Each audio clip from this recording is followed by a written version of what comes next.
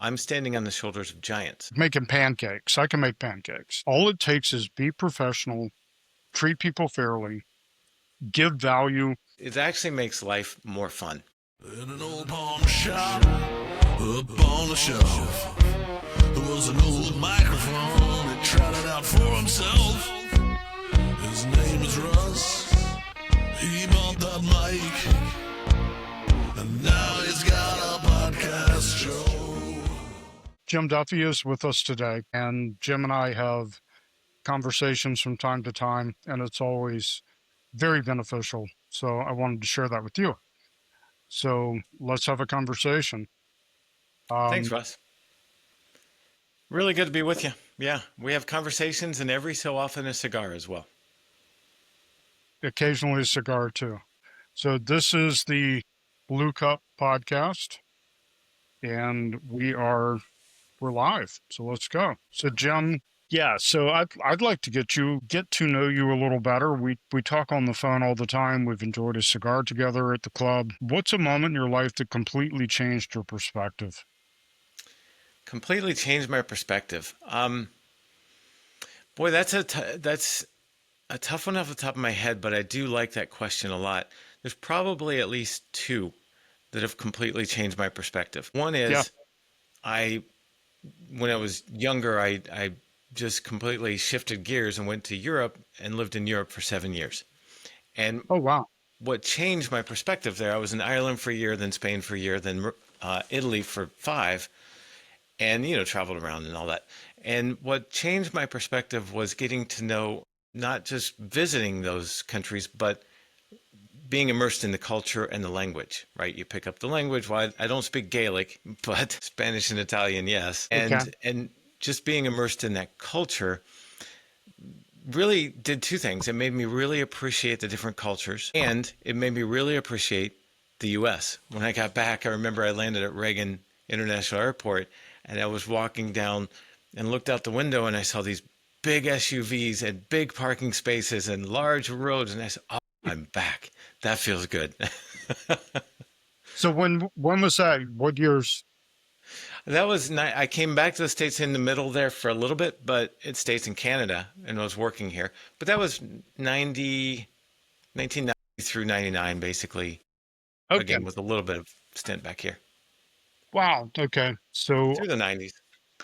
I spent a short amount of time, 10 days in Italy and Spain. And the contrast between, I drive a full-size pickup truck for no good reason, except I have a little boat to pull around. And it was fascinating to watch the little Mercedes and Fiats and, the smart cars, how they park even is so different. Yeah, they just live a different life. And then the cost of having a nice meal was so low. Yeah. In Italy and Spain. It was a great You went to the right experience. places then. You didn't go to the tourist spots. You went to the local spots, probably. Yeah. Yeah. My sister was with me, and she studied in Salamanca in Spain. Oh, that's where I was, in Salamanca. Yeah. Yeah. So she knew a little bit to guide us along, and had my, at that point, 79-year-old mother with us, and she walked 15,000 steps a day. I mean, we did the thing. So, but it was the lifestyle difference. And that's, a lot of what this podcast is about is lifestyle. Yeah. And the ability, 2 years ago, I took a cruise for 2 weeks with my mother and my sister, just the three of us. And we visited Spain, the south of France a little bit, and then Italy. And we flew home from Italy. And it was that's awesome. Absolutely amazing. Yeah. What was your favorite spot that you visited? I really like Barcelona. Yeah. Awesome. Yeah. It's hard to say favorite. I mean, everything was pretty great. Rome was a little overwhelming, and I felt like if I had like 2 months in Rome, I could enjoy it. Yep. But Barcelona was pretty digestible, and we had like 2 or 3 days in Barcelona. And I don't know, just the energy of the people, and Barcelona's a little bit dirty and a little bit less polished than the other places, and I enjoy it. I'm actually glad to hear that, because my pastime, everyone has a hobby, right? And if it's Yes. a lifestyle podcast, let's talk about hobbies as well. And mine is cycling, right? I like to ride bikes, Oh, and so okay. in a month, I've passed through Barcelona, but I've never really spent time there. But in a month and a half, we're going on a bike cruise. So everyone loads their bike onto the boat, and we go and in Barcelona, and we go to a different place in southern Spain or northern Africa, and end up in Lisbon, Portugal. And every day we get that bike off the boat. You ride somewhere between 40 and 100 miles, see the countryside that way, stop at a cafe, do that whole thing, and then get back in the boat for a nice dinner and cruise on to the next little port. That's awesome. That's awesome. And we did the same thing. Again, I'm 57, my sister's 52, my mother's 80. Hmm. And we did a cruise, which I never, ever, ever thought I would do a cruise. I've never been on one. And Yeah, I enjoyed every minute of it. awesome. And I mean, we, I hired I would highly recommend hiring a travel agent, Yep, and don't figure that shit out by yourself. right. And I've got a great guy who lives in Colombia. Nice, nice, wonderful man. My cousin is a travel agent. I can recommend her too. And I mean, we were able to, everywhere we went, there was a driver to pick us up. And every meal, there was somebody who knew our name. Oh, And that's great. That's yeah, awesome. and it was not expensive. It was very inexpensive. Yeah, So that those experiences, we're talking about real estate and we're talking about investments, but the whole purpose of the thing is so you can have these experiences. so you can Like live life. you're going cycling in Europe, Yep, and that sounds ludicrous, but it's really, really not that expensive. right. If you have a foundational business at home, and we'll talk about it. I'll probably do it on every podcast, this slow money, fast money, medium money. Hmm. That consistent theme is as long as you have those bases covered, go play. And that's what a lot of people don't have covered is yeah, you have if you have a W-2 job, you have 2 weeks of vacation a year or whatever you have, of Right. vacation a year. But a lot of people can't take more than that because their fast money ends. They don't get paid anymore. And so, yeah, Right. that's why I love the investment. It's not just because you need cash flowing assets, in my opinion. Everyone needs some cash flowing assets in order to stop the W-2 job one day, which by choice or by force, we're all going to do one day. And then you live on the cash flowing assets, but also just to live right now, to your point. One of the neat things, the last time this group took the same route on this cycle cruise, I guess I'll call it, they went to Morocco and we're going to Morocco, which I've never been. And there's pictures of everyone with their cycling kits on looking like they're, just stepped out of the Tour de France, that cycling outfit, but riding camels. Oh, I love it. I love it. So to your point, yeah, lifestyle is what it's all about as well. Yeah, I mean, we can drill into every number, every detail of every deal, but that's not what this is about. In 2017, I bought a rickety ass RV and I thought I was a mechanic, which I should have known I'm not. And we took off and Right. spent 9 weeks. My daughters were in fourth grade and sixth grade. And this is a cool fact. If you don't know this, if your kid is in fourth grade, the whole family gets into every national park in the US for free. Oh, I had no idea. I didn't either until it was dumb luck when we were researching it. It was like, well, Bianca's in fourth grade and we get free tickets to, Grand Yellowstone. Canyon, Yeah. Grand Tetons, the Big Bend National. I mean, some of the Yellowstone is, $35 a person per day. Right. And we were there for 4 days. 4 days and nothing. Free, Didn't cost you a cent. free. And, Wow. puckety puckety puck in when we were going over the Ravenel Bridge, if you live in Charleston, Yep. I Airbnb'd our house and our guest house and everything. Like we had no home. We lived in this RV. There was no So what choice. was the RV? You had no place to come back to because it was It's a occupied. 1985. So we go over the Ravenel Bridge and we're puckety puckety puckety puckety puck. And my ex-wife looked at me and said, "What are we going to do in the Rocky Mountains?"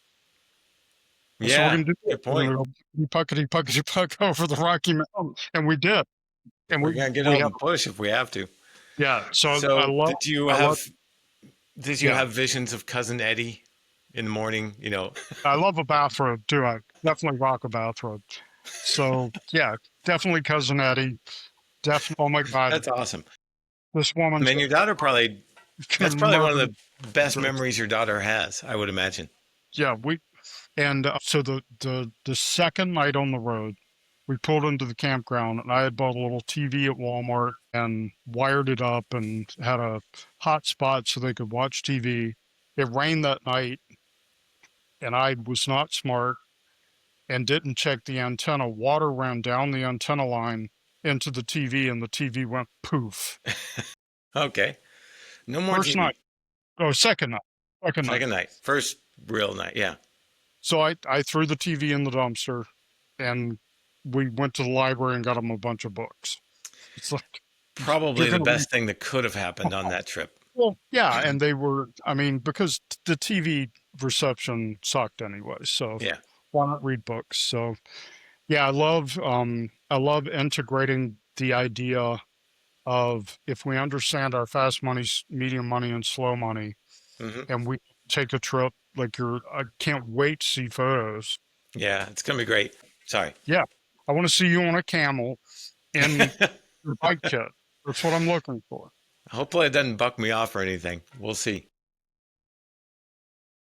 I think Very it's going to be one of those epic trips, but you're right. That's what we do, and that's why I love what I do personally because I get to see so many people's a snapshot of people's lives, both financial and emotional, right? I mean right. on the real estate side when you help people buy and sell real estate, well, even on the investment side, you see the emotional side of things and run the numbers. But I love it because it's a snapshot into their life and you get to be in there for a moment. And for me, it's just exhilarating because it's not someone who just comes into your shop to buy whatever you're selling in your little street shop. You buy your whatever it is, and there's some interaction, but it's all superficial and it's in depth. You're really affecting these people's lives and hearing their dreams. And a lot of people do have dreams like this, and it's great when you can And you help and them realize it. I do get very deeply involved with people. It's Yep. not just a transaction. I Yep. use the word transaction, but I need to find a better word for that because it's a relationship that has a beginning, middle, and end. It does. Yeah, it But does. It's it's a not relationship. just It's not. a transaction. I mean, there's a lot of relationship there. So I appreciate you pointing that out. That's what I love about what we do and what we get to do. And we get to make a living doing it, just Sure. helping people and interacting and creating those relationships. And they last for years. Yeah, at some point I'm going to do a podcast on repeat business because for somebody in my business or your business, creating repetition can be pretty challenging. I have a few ways that I can do that in my Yep. business, and I'd love to maybe we'll have a separate conversation about how to create I'm actually repetition. curious. How do you do that? Because in so many people talk about recurring income, create a recurring income stream. And that's what rental property is. If you buy and hold it Sure. every month, you get paid, the rent, and it is recurring income. But that's the small amount, right? That it adds up Yeah. over many properties. But what you do flipping properties, what you do buying and selling properties, helping people buy and sell, and what I do financing, helping people get their mortgage to buy the home. There's no recurring income, except there sort of is if you do it right. But I'd love to hear your thoughts. Oh, thank you. Man, open that door for me. So my father was a very successful businessman. Hmm. He had a Cabinet shop. Okay, cool. cabinet shop. I mean, that nothing sexy, fancy, whatever, but he would talk about a sphere of influence. Yep. And you think about the sphere, there are lots of points. I love a fractal, like a snowflake with all the Yeah, different points. that's a better image. I like that. Yeah, the snowflake. I hosted a mastermind a few years ago, and I typically wear a dress shirt or a linen shirt, but I wore a T-shirt that had a fractal on it. Okay, And a fractal is a pattern like a snowflake. got it. And Okay. the point was the connections. Yeah. They're all these different, it's a scientific image, but if you do it in 3 dimensions, it's a sphere. Got it. And they're Okay. all these different connections. So sphere agents, real estate agents talks about sphere of influence. And I wonder how many of them really understand how 3-dimensional that is. Yeah. And so what's today? We're on a Wednesday, doesn't matter. 2 days ago, somebody texted me and said, your name come up 3 days today, 3 times today. Your Right. name came up 3 times today. Nice. And I was like, well, that's interesting. What can I do for you? And he said, well, I don't sell houses. I buy houses and keep them. And I know him pretty well. And he does. He buys and just holds everything. And Mm-hmm. he'll create any situation just to hold it. He said, but I Got it. have one I want to sell. And 3 different people told me, if you want to sell it, Russ Scheider is your agent. Awesome. Yeah. Well, So, I mean, I was humbled by that. And humble, the definition of humility is I'm not better than anybody else and I'm not worse than anybody else. right. I'm just in my right place. Right? Yeah, I've always heard the definition humility is truth. If you Yep. understand your truth, you are Right. by definition humble. You're not making yourself out Right. to be more than you are nor less than you are. I like the term right size. Like Yeah. it makes me the right size. But Yeah. I was very flattered and yet very humble.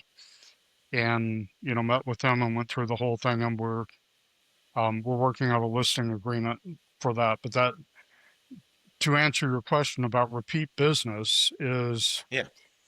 I asked him, well, who were the 3 people that mentioned my name? Because I Yeah. want to thank them and I want to show gratitude to them and I kind of want to know. I mean, and when Yeah. he did, it's like, oh yeah, I've sold 4 properties for him. I've sold 6 properties for her. I'm kind of surprised the other one just kind of knows me by reputation or, we've met briefly.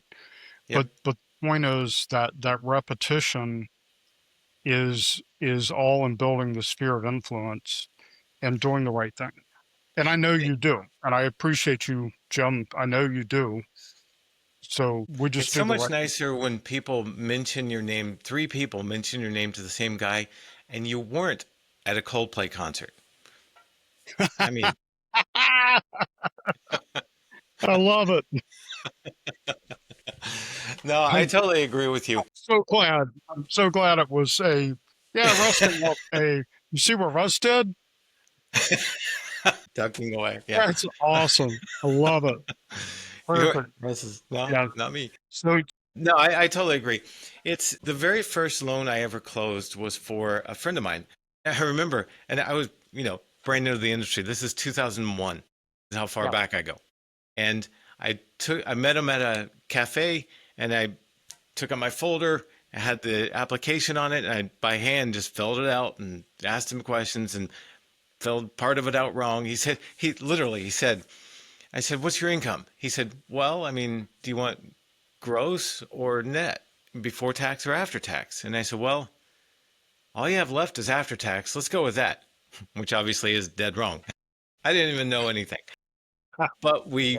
I figured out I had a good mentor in the business. He said, no, you're dead wrong there and helped me out. And that same person, I've now, over the years, I've done 5 home loans for him and his wife.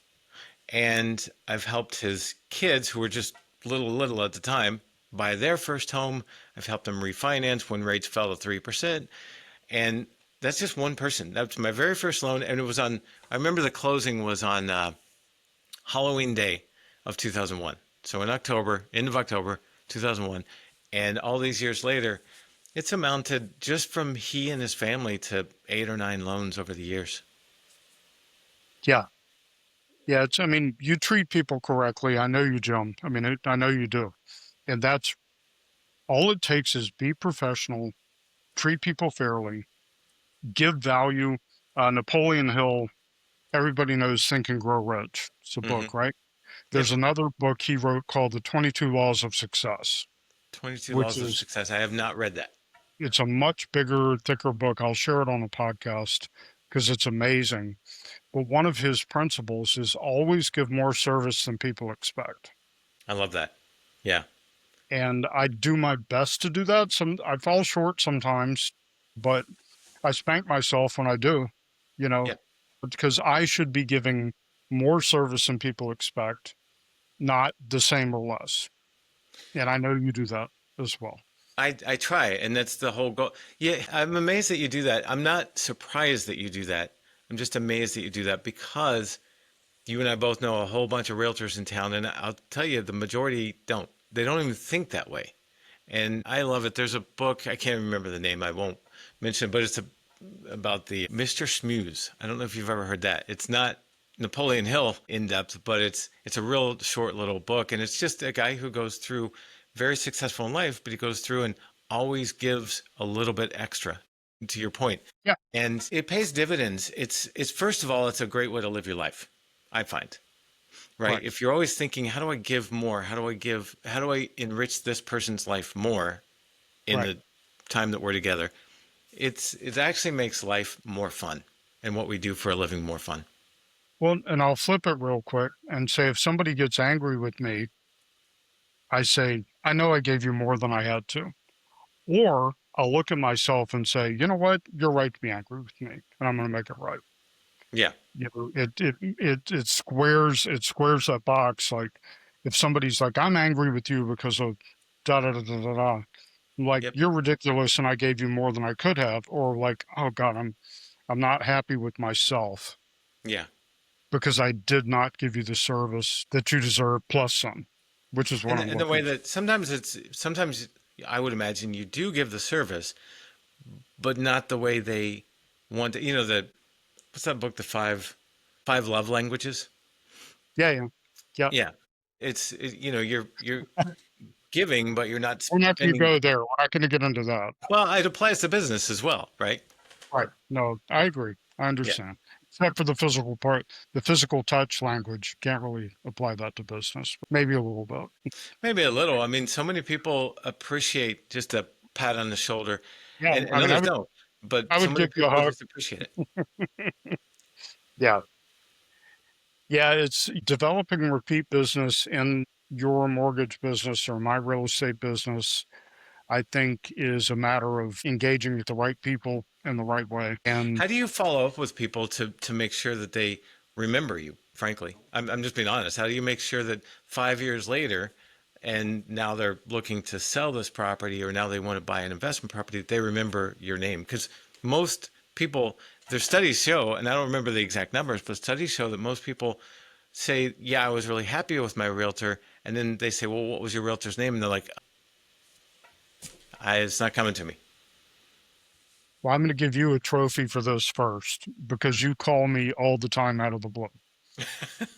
And that's why we're doing this podcast is because Jim Duffy will call me and say, "How you doing? What do you think's up with the market?" But and we'll have a conversation. Yeah. And you do an exceptional job of that. I do it in a little different way through like REI Central and Clear Yep. Vision Coaching and the business. We're recording this at the helm where there are a whole bunch of other investors and agents and a plumbing company and a roofing company. And, we all share this office space.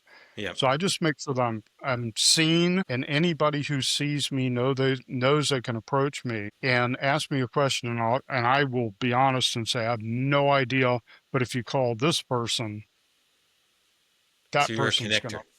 Yeah. So I'm a connect. Thank you. Yep, I'm a connector. Yeah. So I don't know everything, and I don't know everybody, but I know more people than I know things. So That's I it. can always connect you with somebody that's going to get you on the path. And people know that about me. And that's what people want. They don't want you to have all the answers. They just want to have a problem solved. Someone told me, so when I was in Europe, I studied over there, and Mhm. I got two master's degrees, right? And as I was finishing a master's degree in philosophy, because that's why I'm in the mortgage business,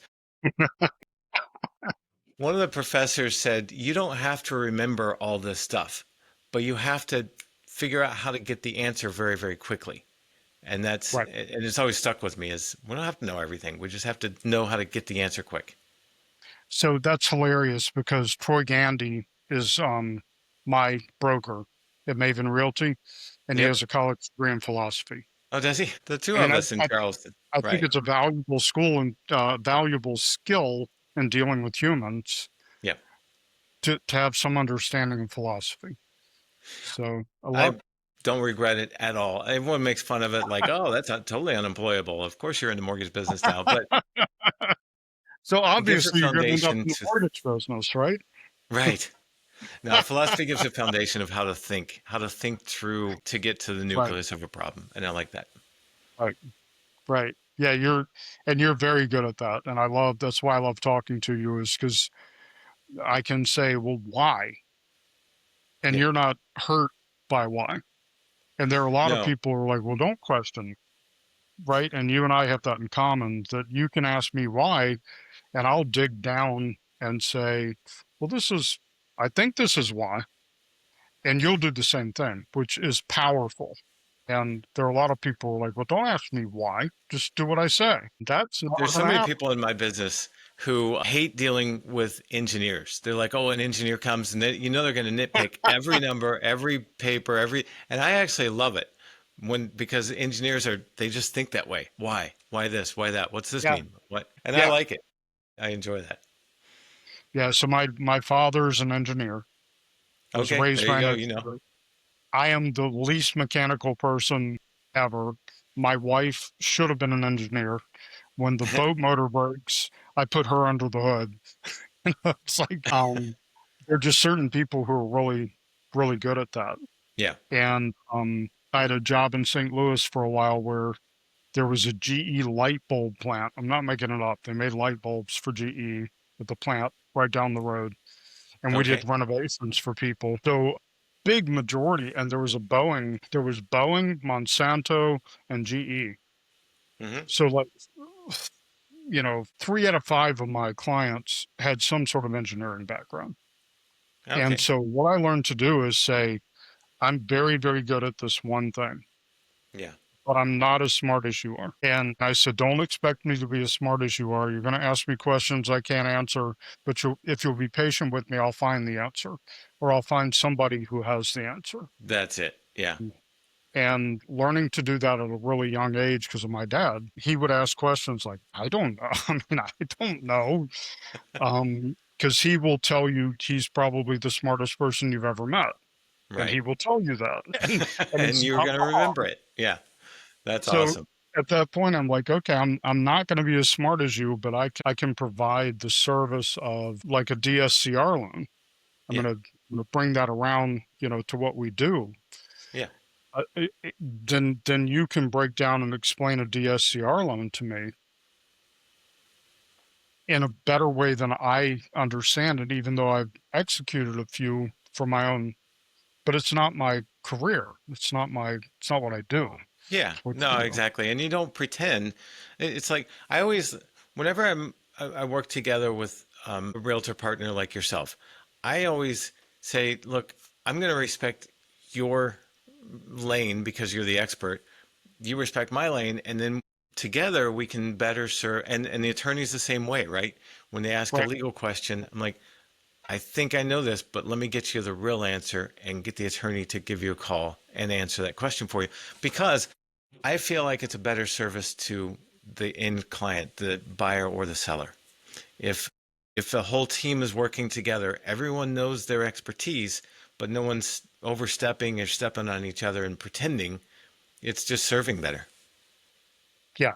I mean, on a daily basis, including today, I said to somebody, I'm not an attorney, I'm not a CPA. I can only tell you what I do. And I Yeah. can tell you what my attorney and my CPA told me to do and how I execute that in Yep. my business. And then if you want to argue with that in any fashion, I'm going to put my hands up and say, call this. I can give you a number for a CPA or You're an attorney. probably right. Yeah, exactly. I mean, I can't you're make probably an right for argument. you, then it's fine. Right. That's where the connector comes in as well, I would imagine, because you're like, this is what my attorney asked me to do. This is how I do it. Do you have a problem? Talk to this same attorney and go go figure it out for yourself. I Yeah, like we that. had a discussion with a lender, not your company, but another lender, about the fact I wanted to put a property in a land trust. Yep. And in Florida, apparently that's a big problem. I said, well, South Carolina, I looked at my spreadsheet, I've done 78 of them. 78. Wow. You know what you're doing a little bit. Yeah. So I haven't done two, I've done 78. Right. That's an exact number. This will be number 79. Nice. And it doesn't make me an attorney. I'm very clear about that, but at the same time, I know what works and what doesn't work. Yeah, exactly. And so being able to guide people with confidence without overstepping our professional boundaries, Yeah. I think is I tell really, that to young realtors all the time. I'm like, look, my suggestion, be part of a team, either really part of a team or be very close to your broker, because you're not going to have all the answers, I guarantee, because you're brand new in the business and you're young and you haven't had that experience. So just have that as a selling point. Yes, I don't have all the answers, but I do have this team that I can rely on that's much bigger than both you and I, Mr. Seller, Mr. Buyer. Mhm. And I think that's a selling point that a lot of people, you know, they have that imposter syndrome, or they should have. I'm standing on the shoulders of giants. Oh, I love that. Love that. So we need to wrap it up, but I have one more poignant question for you. Yeah. Are we wrapping it up? No, we have time. Keep going. He says we have time. I feel like Okay. we've Either been way, I'm good. forever. This is my producer in the background saying, you have time, man. Keep going. Tell me about a small mindset shift that's changed a big thing for you. I think one of the biggest ones, I think one of the biggest ones for several years, I would say, well, how do I earn X number of dollars per year? And, you know, put the number to it that everyone wants to earn. Right? I was like, how do I earn $1 million a year? Because in this industry, that is a possible thing. And instead of doing that, my mindset, several years ago, I was talking to someone in the industry who does earn over $1 million a year. And the mindset shift was very similar to what we had talked about before. How do I best serve this one person better than any other lender can do? And when I shifted that away from how do I earn more money to how do I serve this person better than anyone else can do that, it sounds like a super simple mindset shift. And it is, but for me, it changed everything. It completely changed everything. The way I approach the business, the way I sit down at my desk in the morning, everything. It just became about serving that other person. And then I didn't worry about money. I just said, that'll take care of itself. All I have Right. to do is serve really, really well. It's a dumb little mindset shift, and I was really dumb for not figuring out on my own, but it took another person to kind of shift it for me. We all help each other. I mean, we all need coaches and mentors and people to spur us. And the way I've heard that expressed is the more people I can help get what they want, Yeah. the more I can get what I want. Yeah, I think that was just forgot who I've always heard had said that. It Well, I'm just slipped putting my that on mind. you But because I couldn't remember who said that. It's a very famous quote, but I was hoping you'd remember who Dale quoted that. Carnegie. I think that was Dale Carnegie, but I could be Yeah. wrong. So from How to Win Friends and Influence People is the Right. more people. My sister went to a full like all day in New York Dale Carnegie training. Oh, really? That'd be cool. Yeah, we've talked about it multiple times, but I've read How to Win Friends and Influence People. But I think it was Dale Carnegie. Thank you. Is the more people I can help get what they want, the more I can get what I want. Yeah. And then, so in sales training, I hit a tipping point as I got trained and then started training other people. Right. And my personality is I'm not pushy. I'm very pulley. Pulley. Define that. What do you mean by that? So I don't push people into something that's not beneficial, or, any sort of a situation where I'm pushing somebody, but I'll pull Okay. and I'll pull and I'll pull and I'll pull. And I do it with questions.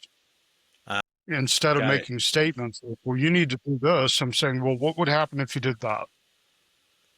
Got it. And then what would happen? What would happen after that? And what would be the best outcome for you? And where do we go from here? And pull, pull, pull, pull, pull, Going instead back of being to the pushy. philosophy thing, that's the Socratic method. So, hello, Yeah, Socrates. yeah. Right. Socratic Selling is one of my favorite books. Yeah. I need to go home, pull it off my bookshelf, and put it on the podcast. Socratic Selling, very much how I live my life. Yeah, I've never even heard of that book. I've got to look it up myself. But yeah, that's the Socratic method, and it really what it does, I think, is helps people come to their own conclusion rather than us forcing a conclusion on them.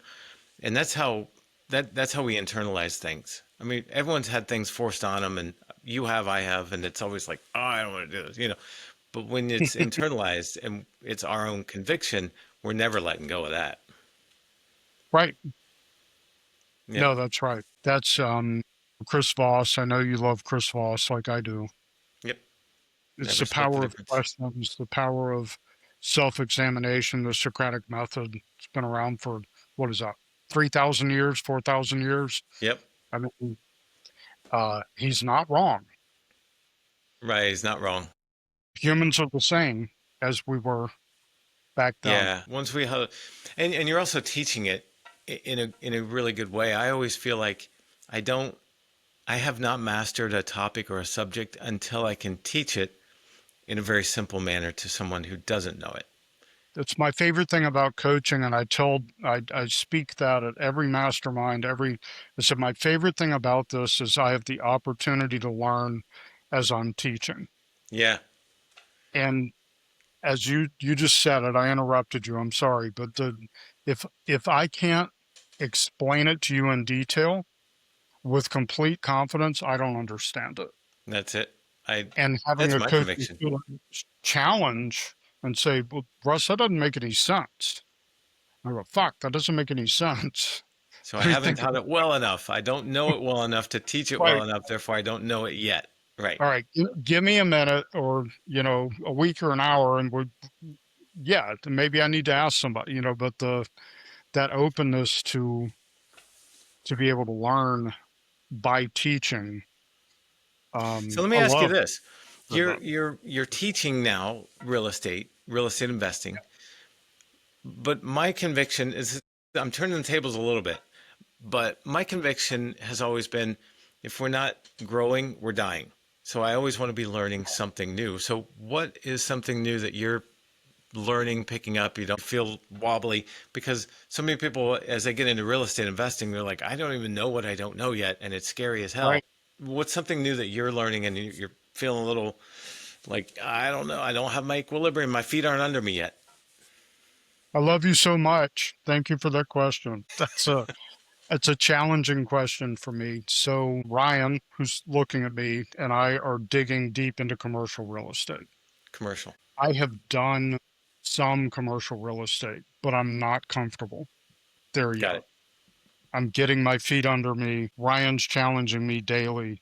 He's looking at me right now. Justin, James on our team are challenging me to again find the right person who can answer that question about Right. commercial. I mean, I can flip houses and buy rental properties and buy an apartment building, and I mean, that's just like making pancakes. I can make pancakes. Right. You got But that down. to make a souffle, I have no fucking clue.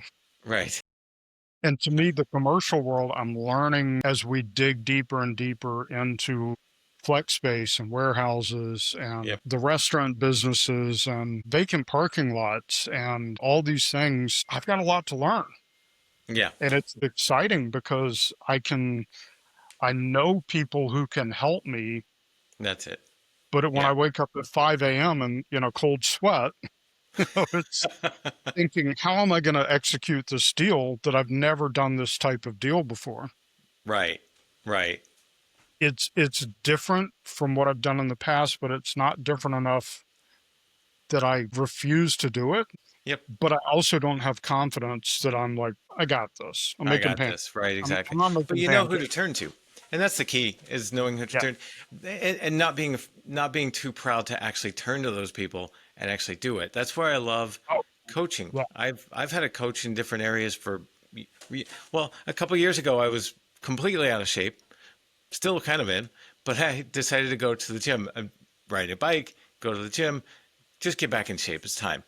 And I was like, I don't even know what these machines do. It's been so long since I've been to the gym. I don't know what to do. I don't know how to do it. I'm going to do it all wrong. And I don't mind looking like an idiot. I was fine with that.